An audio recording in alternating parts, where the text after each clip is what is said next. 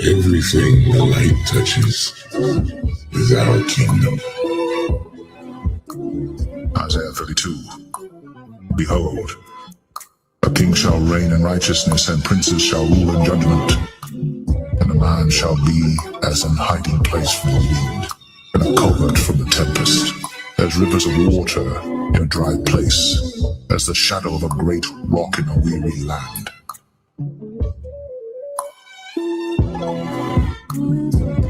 And a man shall be as an hiding place from the wind, and a covert from the tempest, as rivers of water in a dry place, as the shadow of a great rock in a weary land. And a man shall be as an hiding place from the wind, and a covert from the tempest, as rivers of water in a dry place, as the shadow of a great rock in a weary land.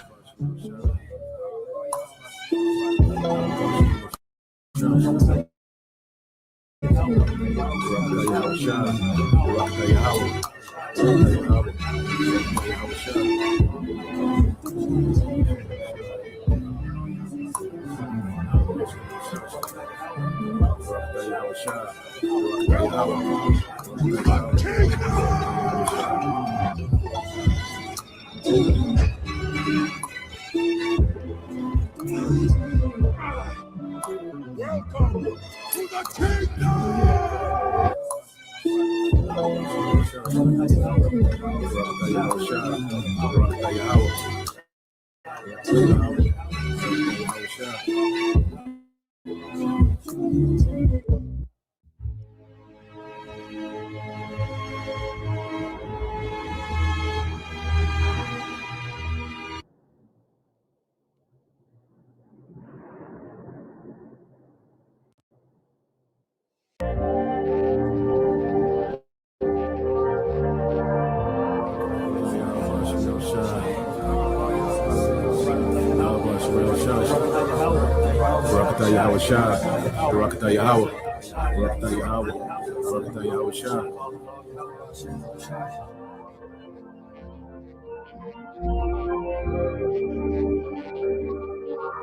Revelation 14. And I looked, and lo, a Lamb stood on the Mount Zion, and with him 144,000, having his Father's name written in their foreheads. And I heard a voice from heaven, as the voice of many waters, and as the voice of a great thunder. And I heard the voice of harpers harping with their harps.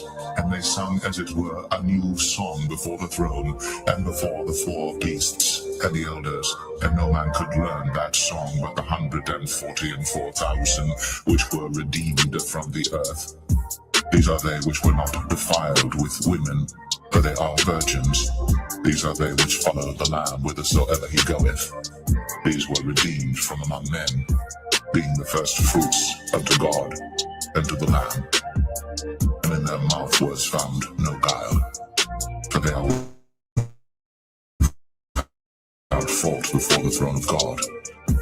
And I saw another angel fly in the midst of heaven, having the everlasting gospel to preach unto them that dwell on the earth, and to every nation and kindred and tongue and people, saying with a loud voice, Fear God, and give glory to him, for the hour of his judgment is come, and worship him that made heaven and earth and the sea and the fountains of waters. See, this is what we're hoping for. This is part of our hope. Not only that we're members of the elect, with fruits meet for repentance, like John the Baptist said, but from our low estate, because we've been brought low, even though we have this knowledge, we have this truth. Remember what is said in Revelation. I know thy works in tribulation and poverty, but thou art rich. Why are we rich? Because we're rich in faith. We have this knowledge. So our hope is at our last end, we're going to be increased. Okay? And if you ask me, the greatest riches right now is to be delivered by Yahushua, is to get that new body that the Apostle Paul spoke about in 1 Corinthians, the 15th chapter, to get that. Get that new body where we'll never be sick, we'll be immortals, like it said in 1 Corinthians 15, to be delivered from the coming destruction and to be a part of Yahweh cabinet in the next kingdom. Okay, those are the real riches right now. That's what we want to get. Because if you get that, you got everything. I mean, you got everything. Okay, so our sights are set a lot higher than this present world. All right, as it is written, the fashion of this world shall pass away. We are individuals of vision, and the scripture said where an individual lacks vision, he perishes. Okay, so we can see the future. All right, and we hope that we're going to be part of it, beginning with the elect.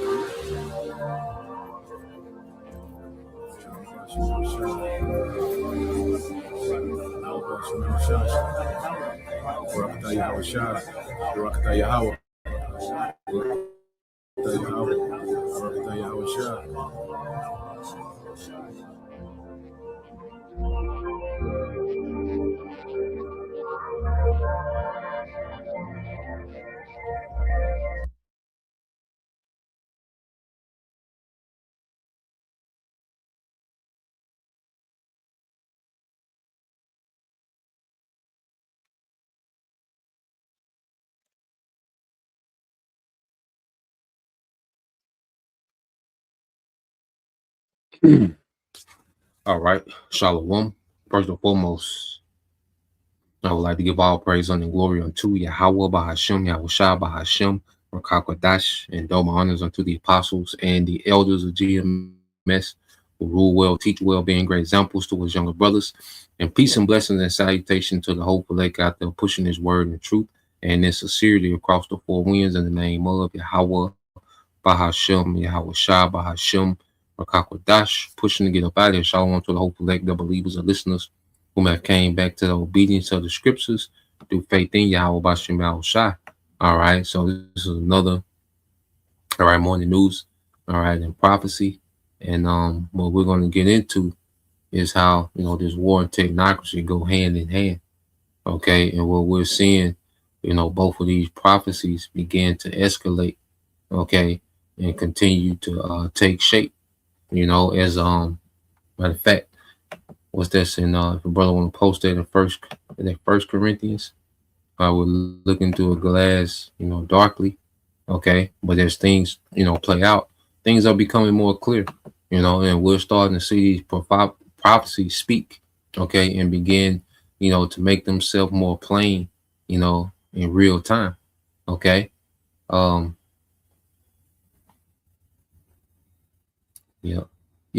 First Corinthians 13:9, if a brother want to get that, okay. But load this up over here in Jeremiah, okay.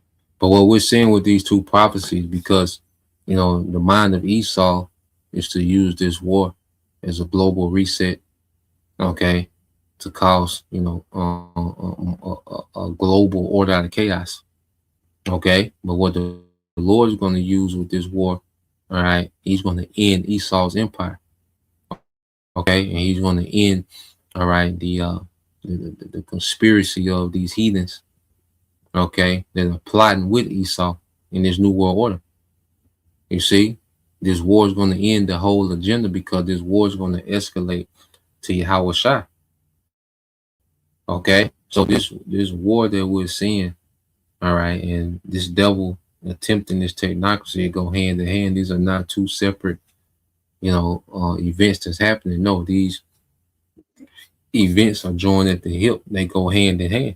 All right, now, let's see. Yep, the brother got it. Yep, the water, bro. This the brother beyond Yashala. 1 Corinthians 13:9. For we know in part, and we prophesy in part. Okay, so the certain details of certain prophecies, we don't know. But as we see these things begin to speak and begin to happen, the Lord reveals the details of certain prophecies that we're able to go into. Okay, so we know in part and we prophesy in part. But as these things, continue to play out in real time, we're able to go more into depth. All right, the Lord is giving us, more clarity on these things. All right, as they happen real time. All right, now, Yep, exactly, bro. We know the end game. All this jucking and jiving and juking and twisting and spinning. Okay, Esau trying to do.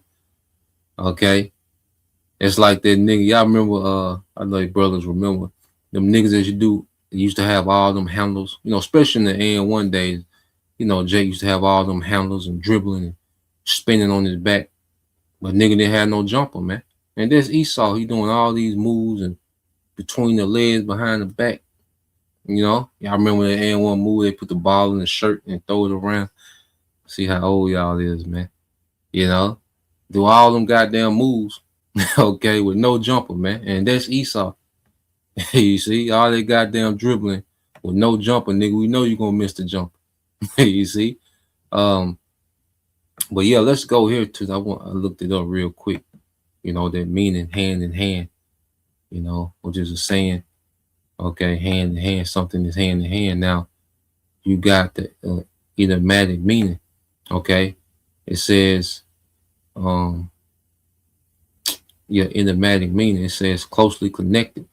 It says, what is the meaning of hand in hand? It says two concepts, actions, or things that are closely linked, dependent on each other, or cannot be separated, often using the phrase go hand in hand. Okay? So we know these prophecies of war and the MOTB, they go hand in hand. They're directly, all right, correlated. All right? They depend on each other, because the devil, all right, his his mind, the Lord put it on his mind, to start a war for the global reset. And see now, no matter how it's going, no matter what's backfiring, no matter how this devil is losing, okay, he still he too far in. All right, he too far in to turn back. He's invested too much. Okay, and we know, all right, that the will of the Lord is he's hardened, to try to pull this off because of the will of Yahweh by Shema Shai. Okay, so man, it's beautiful, to see how the Lord, has prophecy dominating, okay, the narrative, man. Okay, no matter what this nigga is trying to do. So let's go here to the book of Jeremiah, then we'll get into some things, some geopolitics, and also, how now the devil is shifting gears. Okay. Now when you let's go first. Let's go to Jeremiah 51, which the brother, posted 46. But I wanted to get a little bit before and after that as well. So let's go to Jeremiah 51 and let's start it all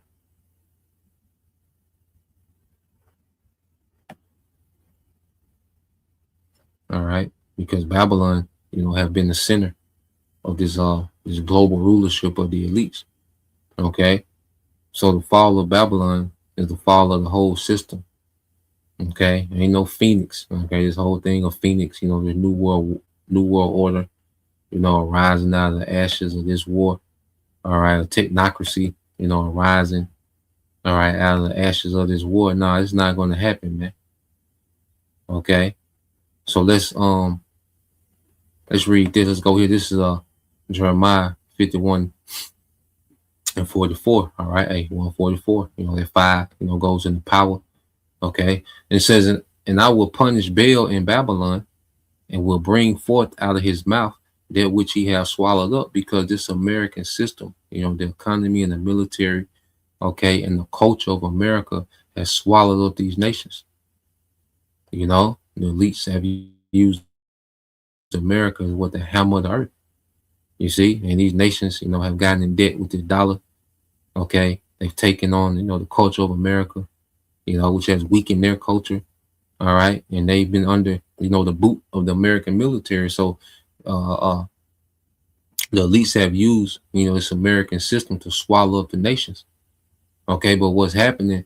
All right, and these nations are beginning to form an alliance to operate outside America to go to war with this war. Because you can't just, go to war and be fully dependent on this system. These nations have been creating these parallel systems where they can operate outside of the American system, okay, which is the system of the elites. You see, and they're going to wage a war with this war, man. Okay, it says, and the nation shall not flow together anymore unto him. Yeah, the wall of Babylon shall fall, and this is what we're seeing. Nations are not flowing to America, man.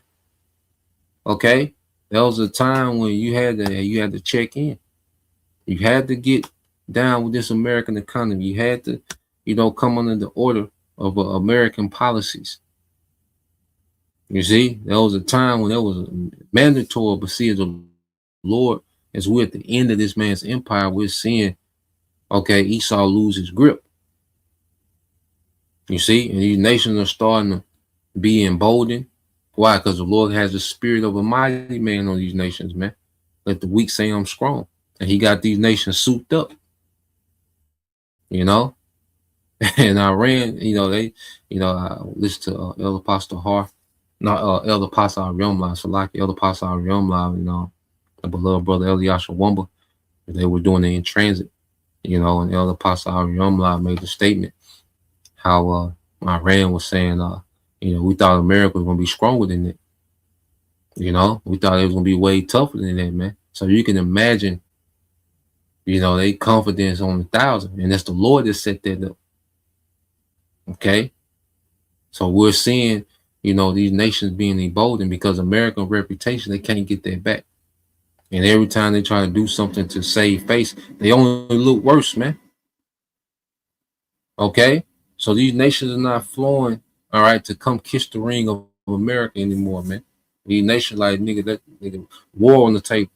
We'll go to war, because that's the last thing that these nations wanted was war with America, because of the speculation of how America could just, devastate you quick, just overwhelm you quickly. But now they see, oh, it's a blueprint to beat this nigga, man. Okay, Iran just dropped the blueprint. You see, they should have Mosh Taba, I might have to make that thumbnail. Y'all remember that blueprint Jay-Z album cover? I think he was sitting on a desk or something, smoking a cigar. We have to make that with with Iran with Mosh Taba. Okay, drop the blueprint on America ass, man. You see, and these nations are following suit. So this is Jeremiah 51:45. It says, my people, go ye out of the midst of her and deliver every man his soul from the fierce anger of the Lord. And that's the elect. Okay, we're being separated before the destruction. See, the Lord awakened us in these last days right before the destruction. Imagine someone come, and shaking you, all right, before a destruction. Imagine you're in the big building, okay, and it's someone that knows that this building is finna be destroyed, and they come and wake you out of sleep so you can get out that building before it's destroyed. And this is what the Lord has done for us in these latter days, man, by awakening, by raising up the prophets, okay, and the prophets is preaching this word, and it's shaking the elect, waking them up to separate, okay, from America, so we don't partake in her plagues, as the scriptures say. Okay, because this is not an actual fleeing. Revelation 18 is us actually going into those chariots. Come up out of her, my people. That's us actually going into those chariots. You see, but this separation is separating from the mist. All right, the philosophies, the mindset. Okay, the rebellion. Okay, because as we've awakened, to the truth, man, it's putting us in good standings with our power before the destruction. So we don't partake in the fierce anger of the Lord, man. Okay, because guess what? It says, my people, go you out of the midst of her and deliver every man his soul from the fierce anger of the Lord, and least your heart faint. So why, the Lord is allowing, this word to go forth, the elect is awakening and separating, you brothers, sincere sisters are separating, okay, from this world and cleaving to Yahweh by Shema Shai. Well, we will begin to start hearing what these rumors of wars, because the war is the climax. Remember, the war is the climax of prophecy, because the war brings in Yahweh Shai, because Yahweh Shai is coming to end the war, okay, by putting down all authorities in the earth, Okay, and it says, "And least your heart faint, and you fear for the rumor that shall be heard in the land. A rumor shall both come 1 year, and after that, in another year shall a rumor, and violence in the land, ruler against ruler." And see, now we're seeing these rumors turn into actual violence, because there's been speculation about, there's been rumors, because rumors are circulating story. So there's been circulating stories about, you know, um, America and Iran war for a long time. You know, there's been for decades, there's been speculation about America and Iran, finally, going to war. And now that rumor has turned into violence, actual violence. You see, there's been rumors about, Russia and, NATO. Now those things are turning to actual violence. You see, now, with this thing with the small hats in Turkey, well, eventually it's going to turn to actual violence. So we're seeing these rumors transition into violence, man, because we're going into another phase of prophecy. Okay, so let's see.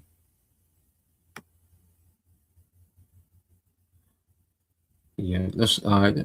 That's the point. Let's go. Let's go into some happenings. All right, because we know prophecy has been activated. So when you go into um Ezekiel 38, the major players, okay, are Russia, Iran, and Turkey.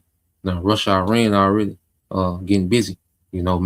Magog and Persia, they already in the trenches with it. You see, they're getting busy. They're active.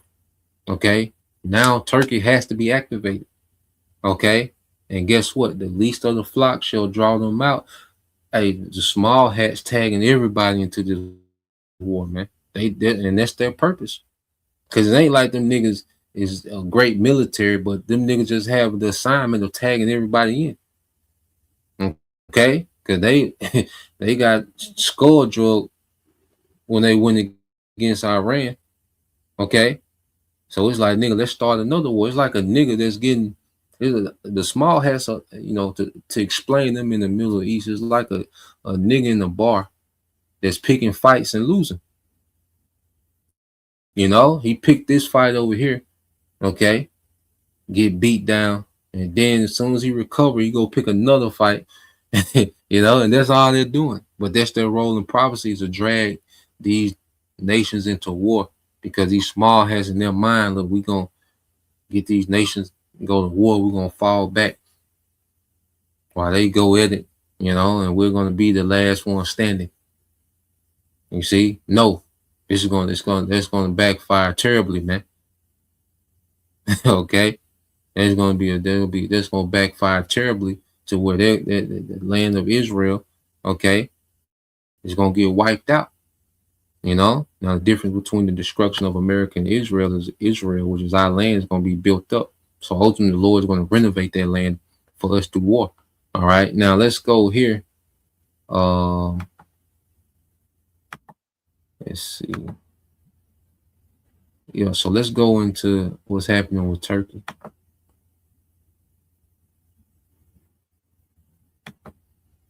It's trying to let's go into what's happening with Turkey and understand how, all right, this is prophecy speaking. Recep Tayyip Erdogan has done what many analysts said was impossible. He has flooded Syria with a staggering amount of military hardware, effectively turning the country into a forward operating base for what is increasingly looking like a massive confrontation with the occupation forces. This is not a drill, and this is not posturing.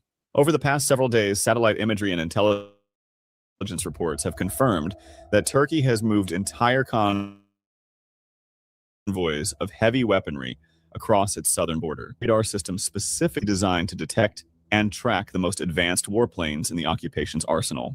From the F-35 Lightning II stealth fighters to the F-16s and the sophisticated drones that have become the hallmark of the occupation's air campaigns. Alongside these high-tech systems, Ankara has shipped thousands of small arms, mountains of ammunition, and, most critically, loads of medium-range ballistic missiles that fundamentally alter the balance of power in the region. The scale of this operation is breathtaking. This is not a symbolic gesture or a token show of force. This is a full-blown military buildup, and the occupation forces know it. Prime Minister Benjamin Netanyahu, the man whose hands are drenched in the blood of tens of thousands of Palestinians in Gaza, has been issuing panicked press releases like a man who has suddenly realized the ground beneath his feet is collapsing. Israel just stopped a security threat inside Syria from becoming something much bigger. Let's take a look at what happened. Since the Syrian civil war, Turkey has embedded itself inside of Syria. It now has a substantial military presence in roughly 5% of Syrian territory.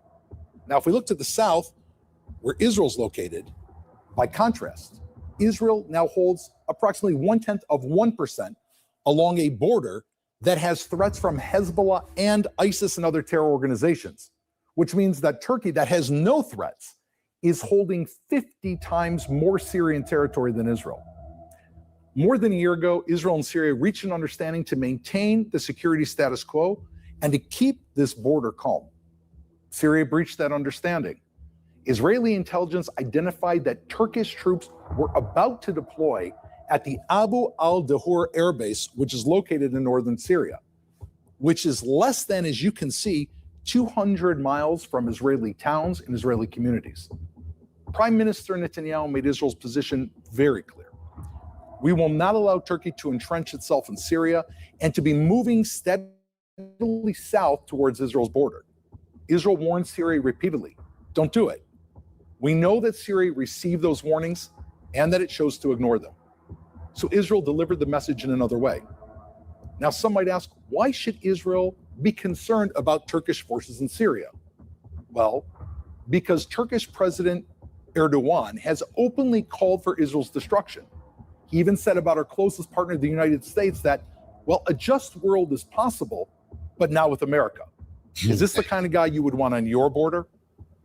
And October 7th made it clear to everyone.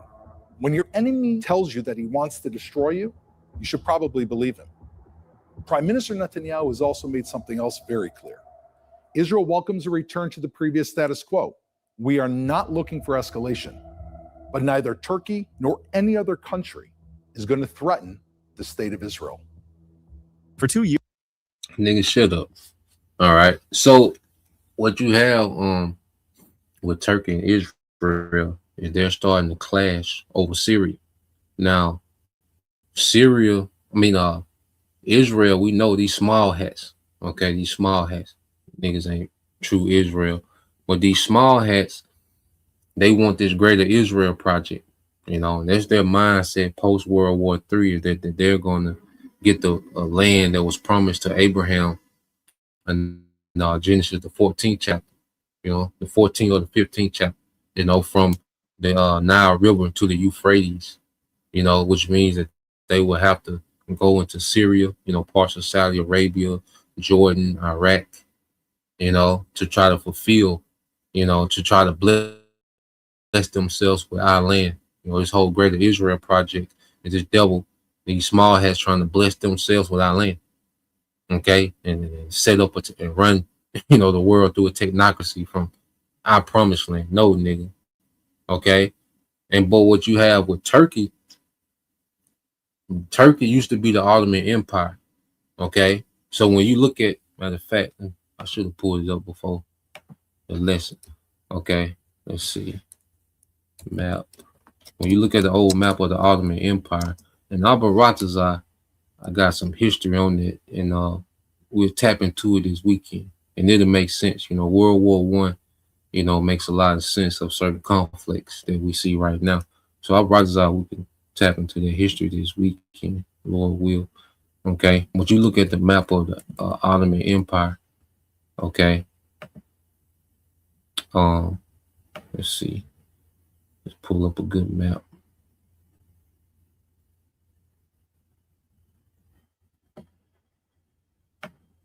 And it was a massive empire. You know, these are Edomites that, you know, had took on, Islam. Okay. But you just look at it, it's a massive empire. Let's see. Yeah, I think it's a pretty good picture there. So let's just look at this picture real quick. So you have, the small hats, you know, wanting to do a greater Israel, and you have Turkey They wanted to start to take back territory of the old Ottoman Empire. Okay, and this is where the small hats in Turkey are beginning to clash. Okay, so when you go to let's see, here we go, the map. Let's look at this map real quick. That ain't the one. Hold on. Here you go. So look at this map of the Ottoman Empire, and you see the Ottoman Empire had most of Saudi Arabia. It had, it had Palestine. Okay, it had northern parts of Africa. Okay, they had, Italy. Going towards Italy. All right, but they a lot of Western Europe. Okay, Iraq. All this was Ottoman Empire. It was a vast empire. Okay, but after World War One, all right, they lost a lot of this land in what they call the Middle East, which is Western Asia. Okay, and it was split up, by the British, the French. Okay, then later America came and set up shop. Okay, these small hats were placed in power. British, gave because we always go to the Balfour Declaration, where there was a British Parliament, okay, member, okay, that wrote that letter, all right, the Balfour Declaration to, all right, the Rothschild, awarding them the land in Palestine after they took it from, all right, the Ottoman Empire, the Turks, after World War One. So you have, the spirit of the Turks. Matter of fact, brother can post it, Proverbs 21:1. So you have Erdogan, he's in the spirit of, getting back territory from the old Ottoman Empire. But then you have the small hats want to do the Greater Israel Project. And that's what we're starting to see them clash, which is activating Turkey for his role in prophecy. And they're being drugged out. They're being drawn out by who? The small hats, the least of the flock. Okay, the rat bastards. So, yeah, so you got that happening. So let's go from there. Because remember also how NATO is going to turn on, all right, America. When you go here, I got one more video, then we'll shift gears a little bit. Where we at?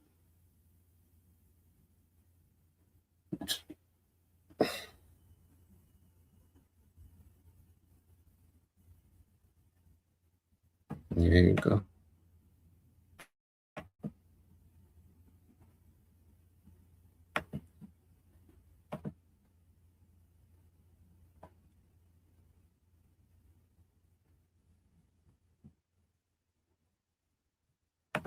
All right, this the brother. It's the brother Anah, GMS all in 144, Proverbs 21:1. It said the king's heart is in the hand of the Lord, Yahweh by Shema Shai. As the rivers of water, he turneth it whithersoever he will.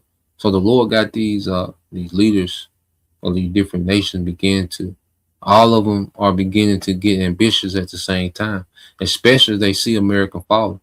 They're seeing America fall, all right, which is creating a power vacuum. All these nations are getting ambitious. These leaders are getting ambitious. Everybody going with their move, because America speculation of power, kept a lot of these nations in check for being too ambitious. Okay, but now as America is falling, now, all right, these nations are everybody going with their move. Everybody going with their ambition, man. And we're gonna see more clashes between these different leaders, like the scriptures say, nation against nation, kingdom against kingdom. Okay, so we're gonna start to see these egos collide, all right, and it's gonna spill over into war, actual war. You see, and the alliances that the Bible prophesied, okay, are playing out. Okay, now let's deal with this.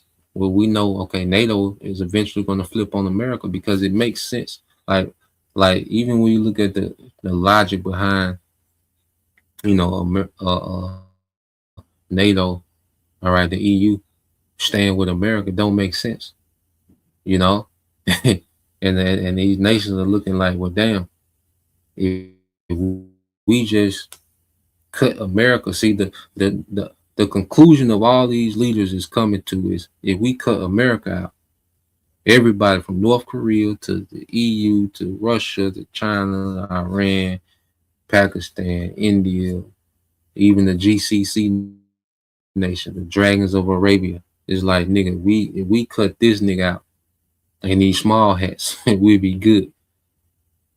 Which, it's gonna be short lived because Yahweh Shai. But let's play this.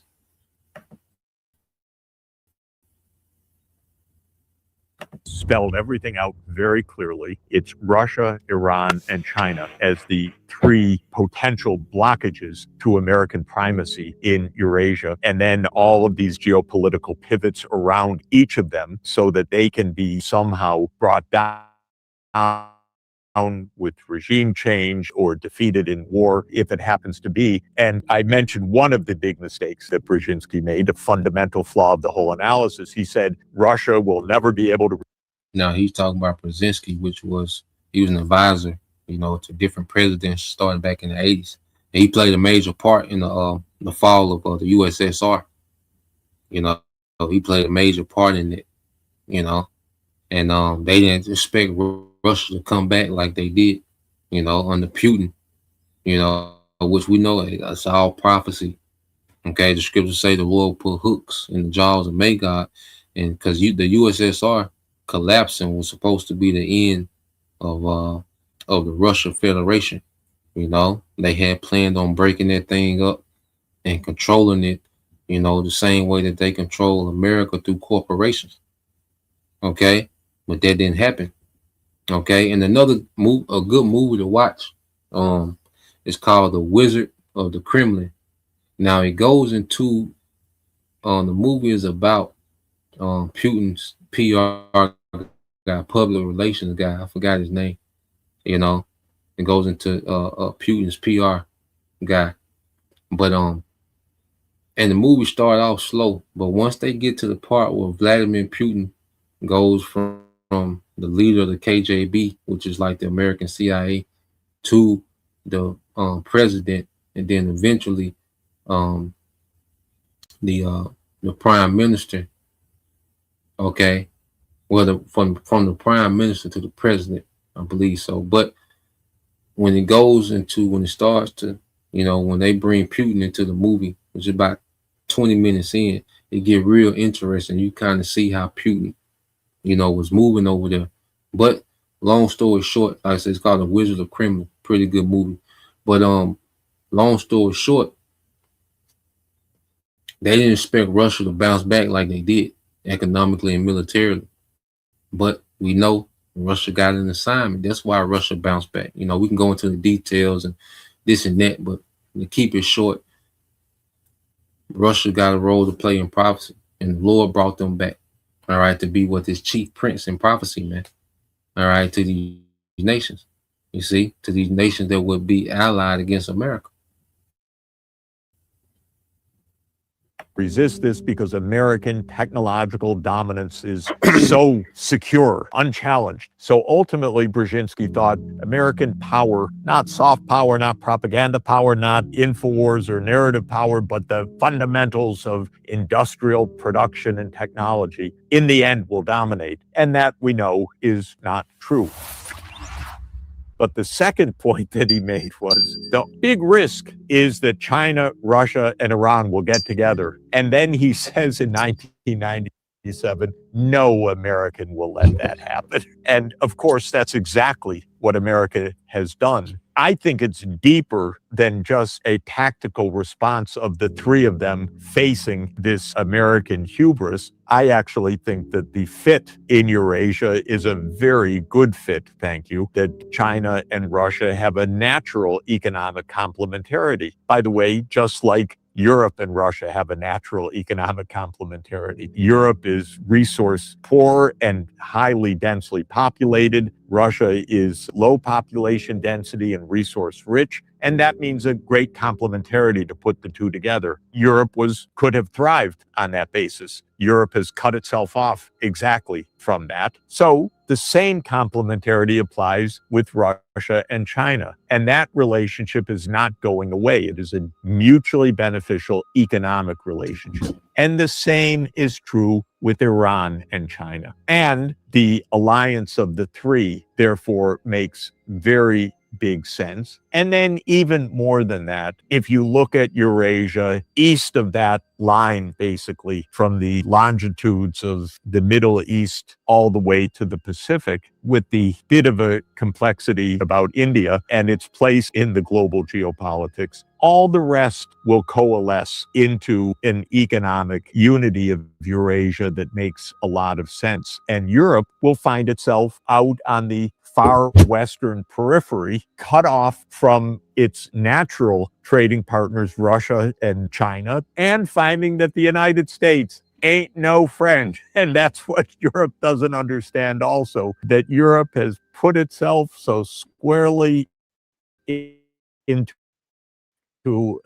a corner. It's geographically in a kind of corner, but it put itself geopolitically into a corner by its naivete and kind of corrupt vassalage to the United States. And if the Europeans would read Brzezinski, they would see that they were already regarded as vassals back 30 years ago, and they have become even more so today. So where is it all heading? The biggest hope is that the publics of the US and Europe are sick of this.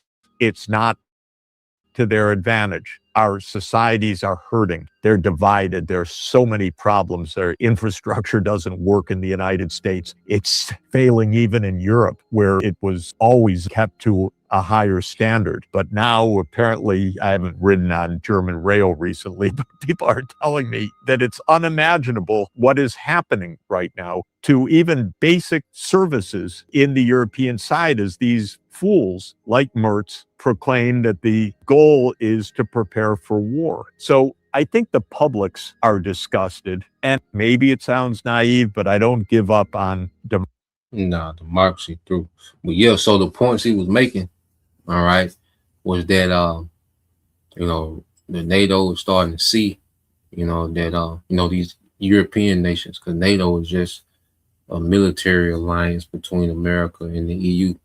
It's another branch of military, to where they have a standing military in that region, that can aid, all right, the empire's imperialism, which is America, man.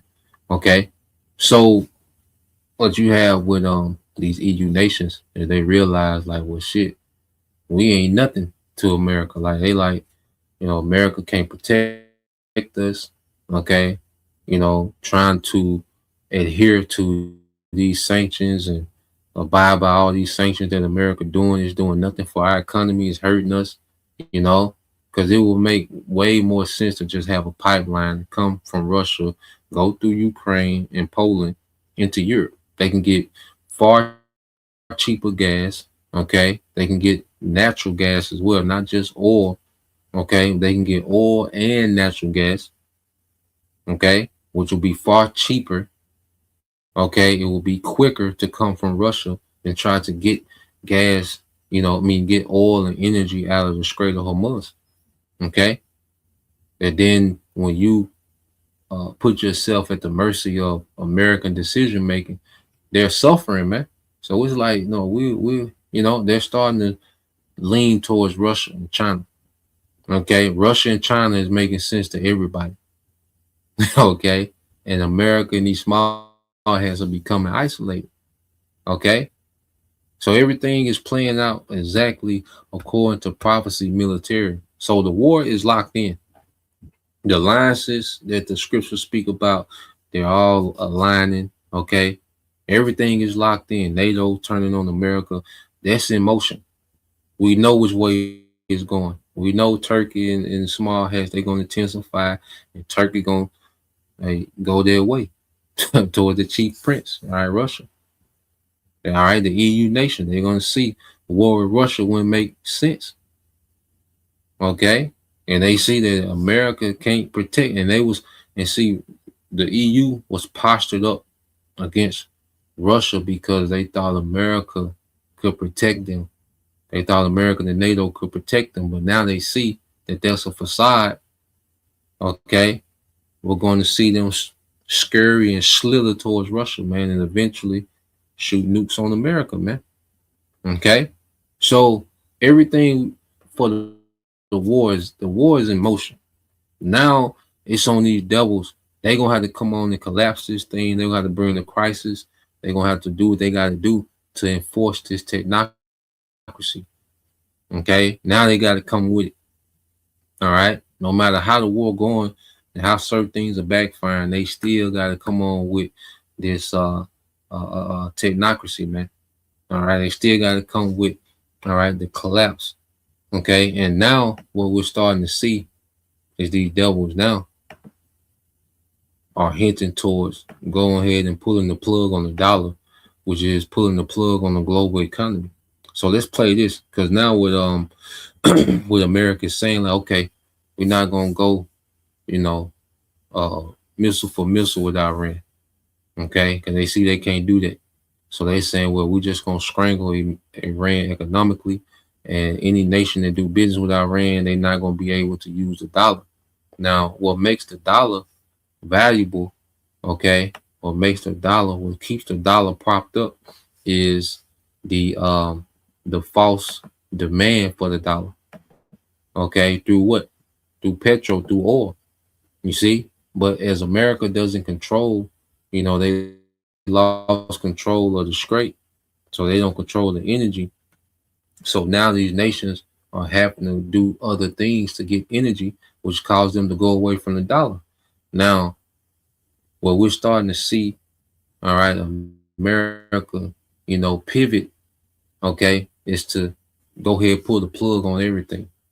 It's like it's like you losing a video game.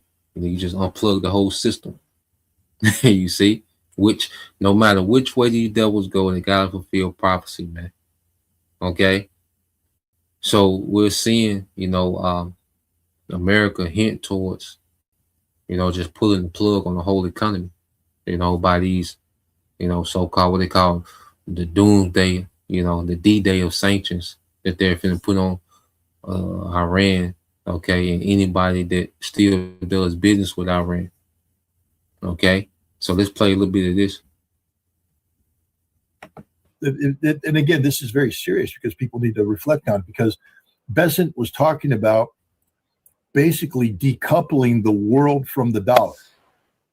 He said, you will not benefit from the dollar regime.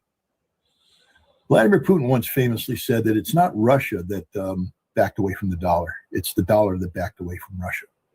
And BRICS has long said that they're not looking for an alternative to the dollar, that they would prefer a world where the dollar was the reserve currency as long as it functioned fairly. But what Besant is doing right now is backing the dollar away from BRICS, backing the dollar away from the world. The way that the dollar stops becoming the world reserve currency is when the United States doesn't allow it to be used as the world reserve currency. And people need to understand what the ramifications are. What is Scott Besant saying? Do you understand what happens when we are no longer the petrodollar?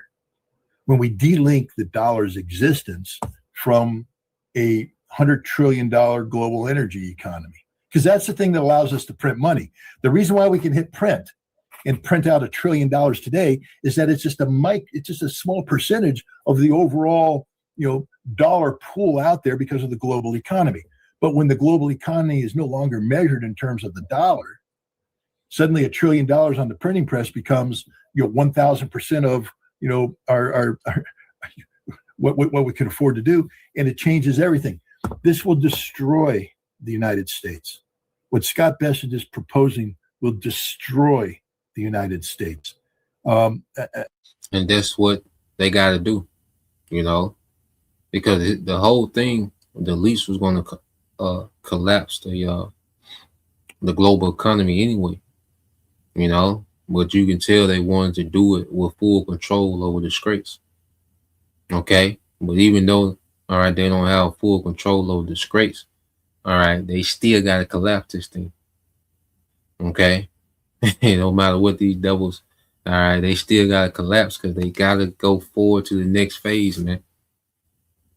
Okay, which is to bring the crisis, because in order to bring the order, they have to bring the chaos. So they got to bring the chaos, man. And America economy is going to suffer the worst. It's going to be a global global collapse of the economy, because everything is pegged to the dollar. So when the dollar collapses, everything collapses.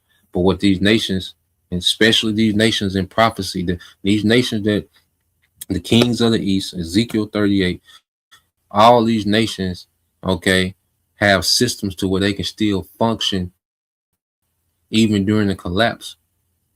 Okay, because why? They have an assignment in prophecy. So the Lord has, allowed these nations to set up a system outside the dollar to where they can still fulfill their role in prophecy, which is destroy America. Okay, so they have these, these parallel economies in which they think they're going to segue into the new world order from these parallel economies, and that's when Yahweh Shai comes in, okay, and destroys, all right, the ambition of these nations to move forward with this new world order. Phase one is destroying America. Okay, so these nations are in position. They have everything they need economically and militarily to destroy America. Okay, but then as they think they're going to segue into the new world order, all right, minus America, you see, that's when Yahweh Shai comes in. Okay, so let's go here, because no matter what they do economically or militarily, okay, it's going to eventually just lead to a collapse, a complete collapse, okay, of the economy, in which we're going to have. You're invited to join Phoenix Energy's next webinar, where you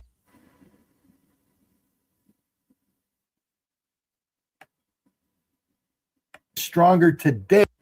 All right, so no matter what avenue they take, all right, it's going to be a collapse of the economy, and you're going to have the other prophecy they got to play out with the civil unrest, the Egyptian versus Egyptian, okay, Jacob's trouble, the persecution of the prophet, the famine of the word.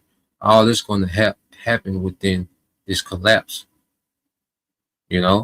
so this devil has to do this, you see, because it's prophecy. All right, so no matter what, if he try to go militarily and bully economically, however, whichever way it go, it ends in the same thing. Okay, he got to go through that door, man. So let's play this. Than they're expending. Iran is stronger today than they were when the war started. That is an absolute certainty. We are far weaker today than when the war. So, if the moment Trump strikes an economic target in Iran, understand this: Iran will take out the totality of the regional energy production infrastructure. And when that happens, the global economy, including America's economy, collapses. They said, Trump's not barking up that tree. That's why, because somebody got to him and stopped him before he escalated further, said, if you do this, it's irreversible. Irreversible. The global economy and in fact, yeah, man. So the Esau through. He stepped on his trap. Okay? Esau stepped in that trap, man. America, Babylon. And the scriptures say they stepped on that. The Lord laid a landmine called Iran. Okay? In this devil's path. And he stepped on that landmine and blew up. And this nigga trying to recover. Okay? And ultimately, he got to do what he got to do. Regardless of how things are going. Okay? He got to do what he got to do. He going to have to crash this thing. So the thing we looking for now is like the blackouts, the, inflation, hyperinflation, however he do it, whether it's through Iran, him striking Iran energy infrastructure, then Iran, taking out all the energy infrastructure from the GCC nations. Okay, it all will lead to a global collapse. So whether they play these economic games and do sanctions and this and that and decoupling the dollar and unplugging the dollar from the system, however these devils want to play it, okay, it's gonna all lead to the same thing. And this is what the devil, you best believe the devil is seeing, like, damn, every move lead to the same outcome. Yes, because prophecy is fully taken over, man. Okay, prophecy is fully taken over. So let's go from there. If a brother could, let's get Isaiah 13 verses 17 through 20, Bible shot. Isaiah chapter 13 verses 17 through 20. So I got one more. Yep, famine, pestilence, come. Yep, they got to come to pass, man. You know.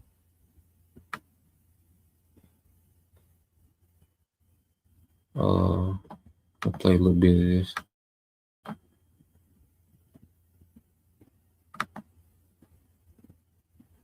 this. To destroy international relations between countries, to attack free trade. The U.S. created World Free Trade System. It's a U.S.-backed system, and the U.S. is dismantling it. Now, they're the lead sort of actor dismantling it. The reason they're dismantling it, Nima, is because, like petulant children, especially these neoconservatives and Donald Trump, who himself doesn't have any ideology other than power and fame and his massive galactic size ego. But besides that, this layer of the U.S. establishment of the oligarchy is upset because they lost. They lost the era of globalization. And the reason the U.S. lost in the era of globalization, an era they promoted. All of the multilateral institutions, right, the WTO and everyone else, these are British and American creations. But both the British and the Americans did something. They basically financialized their economies and asset stripped their industries. And what they considered to be non-performing sections of their corporations or industry, whatever, are things that turn the smallest profit, like labor. So what they do? Outsource the labor to China, to Vietnam, to Southeast Asia, to the global South. And did so in exchange for shareholder dividends. Simple as that. Share prices go up, and all Donald Trump cares about, Nima, what does he talk about with the economy? The stock market. That's it. The stock market. That's the index of happiness for this president. That's the only thing that matters. So, but that's a superficial, that does not represent the fundamentals of the economy. It doesn't. What it does is it represents Wall Street's ability to make money by doing nothing. That's what that represents, at the expense of all of the working class Rust Belt jobs that Donald Trump and J.D. Vance put on this whole show with this fake MAGA populism, because they wanted all those votes. They wanted all those Reagan Democrats and Blue Dog Democrats. They wanted them. They wanted them to get him elected in 2024. Make America great. I'm going to bring the jobs home. This is all a show. Now you're seeing the show has collapsed. The show is collapsed. This is the final episode of The Apprentice. You're watching it right now. It's tragic. It's a tragedy. So the whole thing is collapsed. They've lost the war of globalization because Wall Street got greedy. The city of London got greedy. And now they're trying to blow up the very system that they created. That's all they can do. That's all they can do, man. Pull the plug on it. Okay? This devil, he overreached. You know, with Iran, he stepped into that snare. Okay? Now you're done. You see, every move going forward is a bad move for Esau. Okay? There's no good moves for Esau either. Every move going forward is a bad move for this devil, man. Okay? So let's and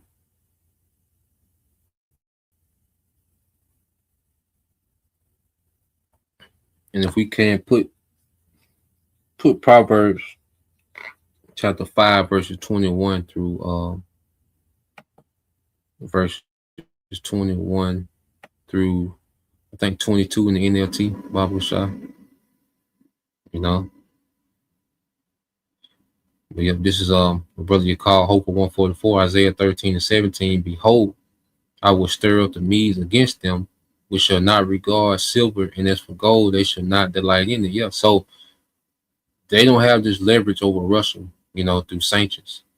You know, the leverage, you know, that they once had through being able to sanction these nations, they don't have it anymore. All right, and there's certain nations, and the nations that are within prophecy, all right, that's forming an alliance, okay, to take down the whore. You see, they don't have this leverage. They don't have the sanctions. Don't have this leverage on Iran like it used to. They've been sanctioned for decades. Okay, North Korea, certain sanctions don't hurt them like that. Even with China, even though China is deeply embedded into, the Western economy, but the fact that they have, these allies, okay, that they can still do business with, still get energy from Russia and Iran. Okay, Iran and Russia has enough energy amongst themselves to fuel this alliance. Okay, and then even what we're starting to see in some of these GCC nations, okay, are beginning, to do deals, all right, with the allies of Russia, China, and Iran. Okay, they've been letting Iraqi oil, go to these certain, nations that are in good standings with Russia, Iran, and China. Okay, so what we're seeing is a block, okay, an economic and military block that's being formed just to go to war with America, man. Okay, and fulfill prophecy, you see, and also upset the enterprise of the small hats, man. Okay, because as America's being destroyed, Howard Shah is going to be on the scene. You see, so it's going to be a rapid 1-2. That's gonna remove all heathen authority from the earth, man. It's gonna be a rapid 1-2. The destruction of America, then the destruction of the militaries of the earth. Okay.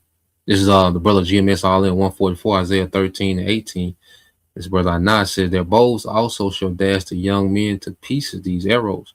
They shall not have pity of the fruit of the womb. Their eyes shall not spare children, man. The missiles ain't got no emotions, no feelings, man. All right, and they're gonna march to America, likened to the American military. All right, they're gonna march to America and get busy, man. Okay, it says Isaiah 13-19, in Babylon, the glory of kingdoms, the beauty of the Chaldees, and Chaldees are the elites. Okay, and America has been is prized nation, is prized empire. The prize of Esau's global empire has been America, man. The American system, the economy, and the military. Okay, well, hey, it's reached its end. And the elites, because they play both sides. Okay, in their mind, they're just gonna slither over to, the nations of the East. Okay, set up technocracy, and man. That's why I say Howard Shah gonna break all that up, man. But it says in Babylon, the glory of the kingdom, the beauty of the Chaldeans' excellency shall be as when the Most High overthrew Sodom and Gomorrah. And how did he overthrow Sodom and Gomorrah? With fire. Okay, and he made it to where Sodom and Gomorrah doesn't exist to this day, which America is going to be non-existent. Okay, post World War III, it's just going to be a desert. You see, verse 20 says, it shall never be inhabited, neither shall it be dwelt in from generation to generation, neither shall the Arabian pitch tent there, neither shall the shepherds make their fold there. Yeah, it's going to be done. All right, it's going to be a desert. That's it. Not going to be inhabited by people. It's not going to be a society. Okay, there's going to be no civilization. Okay, just a memorial of what happens to wickedness. And that was from the brother Yashima tribe of Judah. So let's see. Let's go here. All right, this from GMS All In 144, Proverbs 5-21. In the NLT, it said, for the Lord sees clearly what a man does, examining every path he takes. That's why every path that the devil want to go, it leads to the same outcome. Okay? It leads to the same outcome, man. All right? The Lord got this nigga mapped out. Every move from here on out from Esau is a bad move. Proverbs 5-22. It says, an evil man is held captive by his own sins. They are ropes that catch and hold him, man. So Esau's ensnared in his own wickedness, man. Because the whole agenda is completely wicked. And it's a rebellion against Yahweh Bashim Shai. So the foundation of what the devil is doing is corrupted, man. And all he has done is set snares for himself all throughout the earth. And now he's just stepping into his own traps. You know? It's like putting down landmines and forgetting where you put them. And he just stepping on them all over the place, man. Okay. So let's see.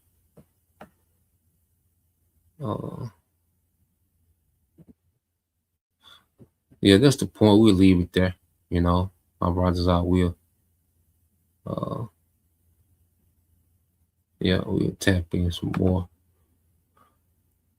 in the morning. So yeah, the Lord will, you know, you brothers. All right, and you few sisters edified once again. We'll give all praise and glory unto Yahweh Bahashem, Yahweh Shah Bahashem, and Kakadash, and double honors unto the apostles and the elders of GMS who rule well, teach well, being great examples towards younger brothers. And peace and blessings, salutations to the hopeful. Shalom.